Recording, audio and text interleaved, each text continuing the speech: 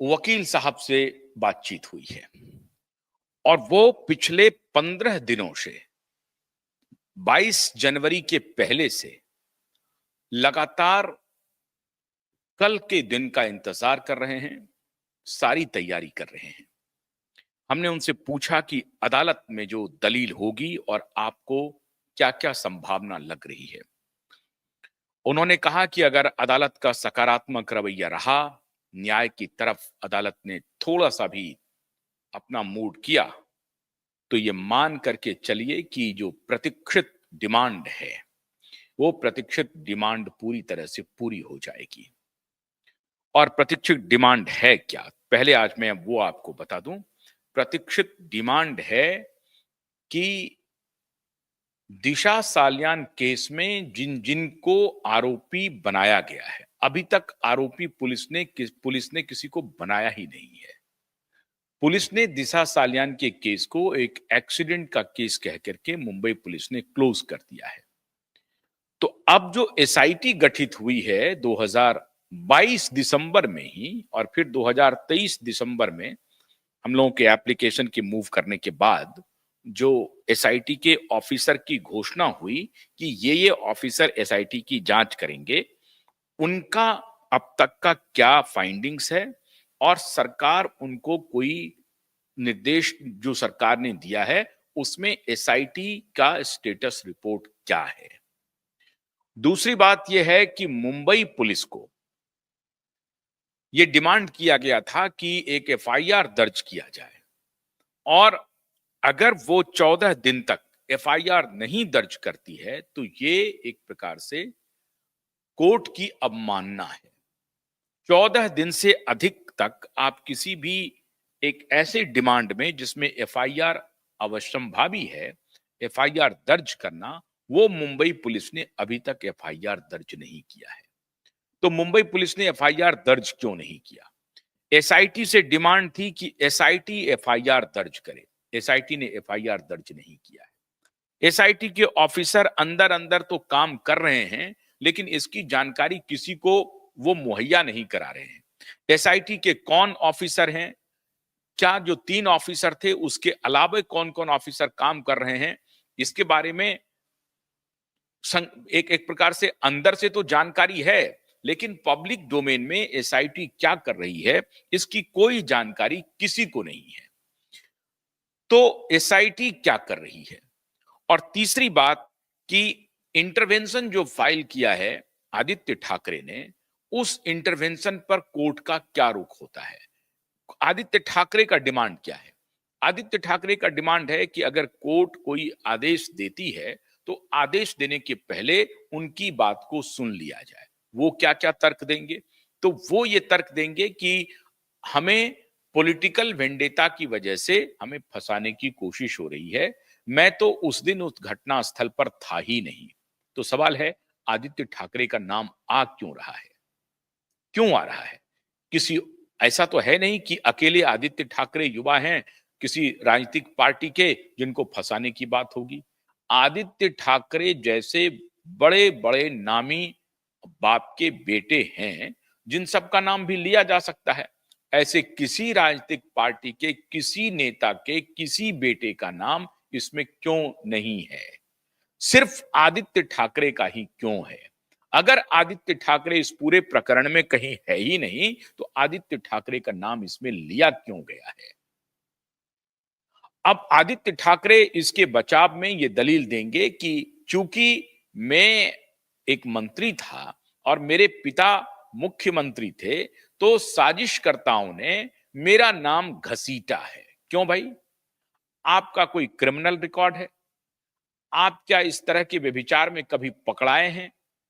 क्या किसी पुलिस थाने में इस तरह का कोई आपके ऊपर आरोप इसके पहले लगा है जो आपको घसीटा जाएगा? आप एक सम्मानित मंत्री हैं और सम्मानित मुख्यमंत्री के पुत्र हैं। तो ऐसा तो है नहीं आज एमके स्टालिन के पुत्र उदयनिधि स्टालिन हैं, तो क्या उदयनिधि स्टालिन को कोई जाकर के इस आरोप में शामिल कर रहा है अनटिल अनलेस की उसकी कहीं बू नहीं हो? कोई तो नहीं कर रहा है। ऐसा तो है नहीं कि बहुत सारे बड़े बड़े बाप के बेटे बड़े बड़े उच्च पदों पर हैं, मौजूद हैं, रसूखदार हैं, किनका नाम इस तरह से लिया गया है। तो ये अपने बचाव में इनकी जो जितनी दलीलें होंगी, पूरे दावे के साथ कहता हूं कि अदालत में इनकी दलीलें टिकेंगी नहीं। इनके पास कोई आधार नहीं है। अब ये एक पहली बार जो इन्होंने प्रेस कॉन्फ्रेंस में कहा था, आपको याद होगा कि जिस दिन दिशा सालियान की मौत हुई है, उस दिन तो वो अपने नाना को देखने के लिए अस्पताल में हैं, या नाना की उनकी जो मृत्यु हो गई थी या जिनकी भी, उनको वो देखने के लिए अस्पताल में है। वो कॉल डिटेल से पता चल गया है, कॉल डिटेल एसआईटी के पास मौजूद है। जिस कॉल डिटेल की चर्चा नितेश राणे कर रहे थे और जिस कॉल डिटेल की चर्चा हमारे वकील महोदय ने सबने किया है, उस कॉल डिटेल का पूरा जिक्र है। तो जो अभी जो वकील साहब की तैयारी चल रही है, वो इंटरनल इन्वेस्टिगेटिव ऑफिसर्स उनको निश्चित रूप से अब उनको ये ब्रीफ कर रहे हैं, वो जानकारी मुहैया करा रहे हैं। कहीं ना कहीं से वो जानकारी लेने की कोशिश में लगे हुए हैं, ताकि एग्जैक्ट जो एविडेंस है वो आदित्य ठाकरे के खिलाफ वो पेश कर सकें। और आज की रात बेहद महत्वपूर्ण है। आदित्य ठाकरे और क्या क्या दलील दे सकते हैं? पहली बात तो ये कि मैं वहां पर मौजूद नहीं था। दूसरी बात ये कि हमारे खिलाफ पॉलिटिकल वेंडेटा की वजह से केस बनाया गया है। ये पूरा केस ये फर्जी केस है और इसके लिए वो विटनेस गुजारने की कोशिश करेंगे। आपको याद होगा कि उस वक्त के होम मिनिस्टर थे अनिल देशमुख साहब। अनिल देशमुख भी ऑफिशियली ये बयान दे चुके हैं कि ये जो देवेंद्र फडणवीस हैं, उनके किसी व्यक्ति ने उनसे संपर्क किया था और हाल हाल तक वो ये दावा कर रहे थे कि तुम आदित्य ठाकरे को इस केस में इंप्लीकेट कर दो और ये कह दो, बयान दे दो कि दिशा सालियान के केस में बीइंग ए होम मिनिस्टर आपके ऊपर ये दबाव था कि इस केस में जो असली कल्प्रिट है उनके नाम को बाहर ना आने दिया जाए, इसकी पूरी कोशिश की जाए, इसकी पूरी कवायद की जाए। और इस सिलसिले में उनका इन्फ्लुएंस उस वक्त के पुलिस कमिश्नर परमबीर सिंह पर था। अब ये सारी बातें उन्होंने, अनिल देशमुख ने चुनाव के पहले किया था, चुनावी फायदे के लिए किया था। लेकिन अब अनिल देशमुख उद्धव ठाकरे की रास्ते बिल्कुल अलग है। हालांकि कहा जाता है कि उन दोनों के बीच में दोस्ताना रिश्ते हैं, लेकिन ये दोस्ताना रिश्ते कितने मजबूत हैं कहना मुश्किल है, क्योंकि अभी सरकार में अजित पवार डिप्टी मुख्यमंत्री बने हुए हैं। तो हो सकता है, और चूंकि शरद पवार की पार्टी एक प्रकार से खत्म हो चुकी है, विलुप्त हो चुकी है महाराष्ट्र में, तो शरद पवार के साथ खड़े रहने में या उद्धव ठाकरे के साथ खड़े रहने में अनिल देशमुख को नुकसान ही नुकसान है। तो अनिल देशमुख ये हो सकता है कि बाहर आकर के कोई इस तरह का बयान ना दे, लेकिन अगर कहीं ये बात चर्चा चल रही है तो अपने आप को वो साइलेंट भी कर लेंगे और वो ये भी कह सकते हैं कि उस वक्त का जो बयान था वो पता नहीं मैं किसके दबाव में दे गया था। अब अनिल देशमुख भी इस पर चुप्पी साध सकते हैं। अब सबसे मजबूत कड़ी है इसमें परमबीर सिंह।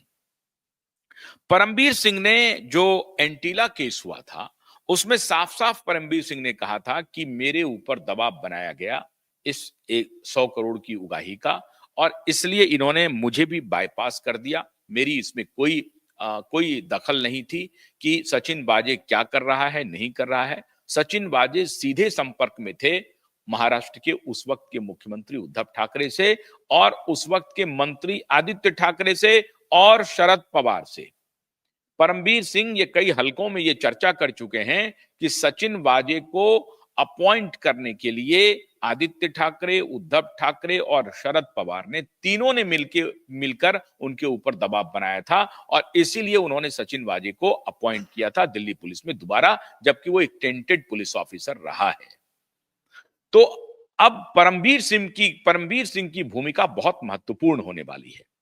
अदालत में यह भी दलीलें दी जाएंगी कि परमबीर सिंह को तलाशा जाए, परमबीर सिंह की क्या भूमिका रही है, परमबीर सिंह को दोबारा मुंह खुलवाया जाए और परमबीर सिंह का स्टेटमेंट जरूर से जरूर एसआईटी को लेना पड़ेगा। और इसीलिए आपको याद होगा कि कुछ दिन पहले मैंने आपको बताया था कि परमबीर सिंह मिलने के लिए गए हैं रिया चक्रवर्ती के पास, क्योंकि दिशा और सुशांत का मामला अलग नहीं है, ये तो लाखों बार हम लोग बता चुके हैं। तो दिशा का जैसे जैसे केस सॉल्व होता जाएगा वैसे वैसे सुशांत का केस भी सॉल्व होता जाएगा।